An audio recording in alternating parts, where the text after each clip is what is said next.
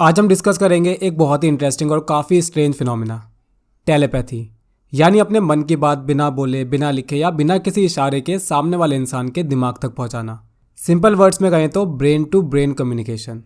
इसे एक subconscious power, एक साइकिक पावर के तौर पर देखा जाता है। क्या ये सही में काम करती है? ये कैसे काम करती है और क्या हम इसे सीख सकते हैं? इन सभी सवालों के जवाब देने की कोशिश करेंगे आज के इस एपिसोड में।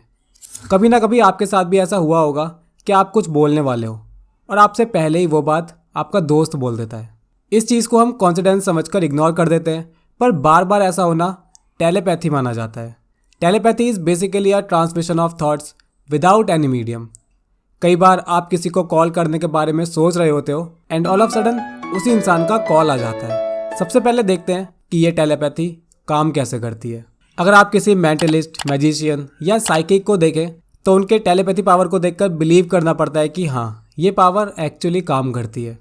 इसको लेकर पैरासाइकोलॉजी में भी डिस्कस किया जाता है। इसे प्रीकॉग्निशन की तरह ही एक्स्ट्रा सेंसरी परसेप्शन का ही एक एस्पेक्ट माना जाता है। पैरासाइकोलॉजिस्ट टेलीपैथिक पावर को देखने के लिए कुछ टेस्ट करते हैं, जिसमें जेनर कार्ड्स भी आता है। इसमें 25 कार्ड्स होते हैं, जिसमें इस तरह के 5 सिंबल बने होते हैं। इन कार्ड को अच्छी तरह से शफल करने के बाद सामने वाले इंसान को एक कार्ड निकालने के लिए कहा जाता है और मेंटलिस्ट इन साइकिक पावर का यूज़ करके वो कार्ड सही गैस कर लेते हैं। हमारे जो भी थॉट्स होते हैं, जो भी मैसेजेस होते हैं, वो हम किसी मीडियम से ही सामने वाले इंसान तक पहुंचाते हैं, चाहे बोलकर, लिखकर, कॉल या टेक्स्ट एंड ऑल। टेलीपैथी का यूज़ करके हमारे इन थॉट्स को बिना किसी मीडियम डायरेक्ट सामने वाले इंसान में ट्रांसफ़र किया जा सकता है, ऐसा बताया जाता है। हालांकि साइंस हो, साइकोलॉजी हो या फिर पैरासाइकोलॉजी, सभी टेलीपैथी को एक स्ट्रॉन्ग साइकिक पावर तो कंसिडर करते हैं, लेकिन बहुत ज़्यादा स्ट्रॉन्ग एविडेंस या फिर बहुत ज़्यादा केस स्टडीज़ इसकी मौजूद नहीं होती हैं। कुछ पॉसिबल बायोलॉजिकल मैकेनिज्म जो टेलीपैथी जैसे फिनोमिना के पीछे काम करते हैं, उनमें पहला रीज़न माना जाता है मिरर न्यूरॉन्स को। टेलीपैथी कम्युनिकेशन का एक ऐसा मीडियम है जिसमें हम अपने किसी नॉन सेंस का यूज़ नहीं कर रहे होते। अगर हम किसी इंसान का माइंड रीड कर पा रहे हैं तो इसके पीछे सबसे स्ट्रॉन्ग रोल होता है मिरर न्यूरॉन्स का। जिस मोमेंट हम किसी को ऑब्जर्व कर रहे होते हैं, चाहे हम एक्टिवली इंटरेक्ट नहीं भी करें, पर ये मिरर न्यूरॉन्स हमें उस इंसान से इमोशनली एंगेज कर देते हैं और इसका आउटकम होता है हम उस इंसान के इंटेंशन और उस इंसान के इमोशंस को ईजिली ग्रास्प कर पाते हैं और ये एक्टिविटी माइंड रीडिंग जैसी लगती है। और जो इंसान इस एक्टिविटी को देखता है उसे लगता है कि हम माइंड रीड कर रहे हैं। 2008 की एक रिसर्च भी टेलीपैथिक पावर को काफ़ी हद तक कंफर्म करती है। साइकियाट्रिस्ट गणेशन वेंकटा सुब्रमण्यम और उनके कलीग्स ने एक ब्रेन इमेजिंग स्टडी कंडक्ट की। ये स्टडी की गई 2 लोगों पर।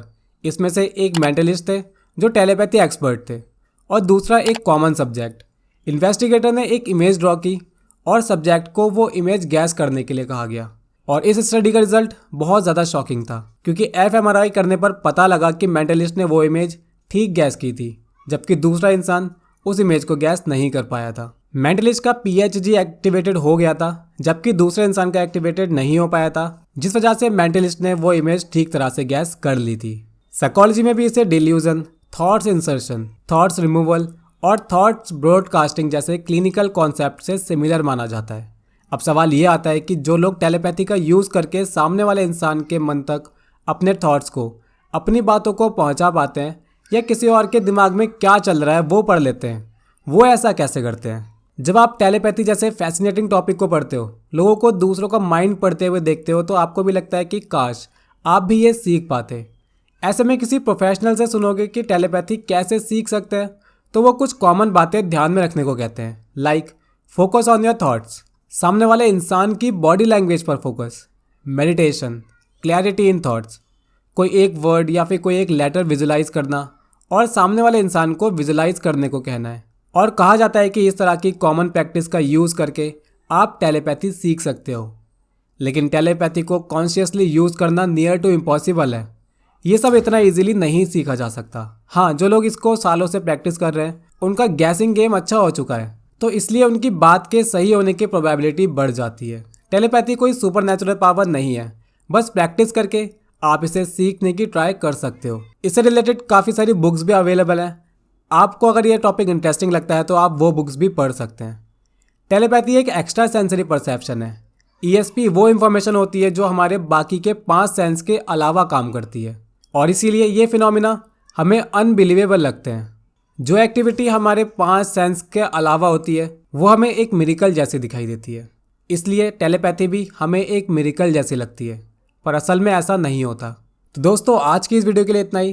पैरानॉर्मल साइकोलॉजी से रिलेटेड वीडियो देखना चाहते हैं या फिर किसी और टॉपिक के बारे में जानना चाहते हैं तो कमेंट सेक्शन में अपना टॉपिक बता सकते हैं। वीडियो पसंद आया तो इसको लाइक कर देना और शेयर कीजिए अपने दोस्तों के साथ। हम मिलेंगे आपसे एक नई वीडियो में।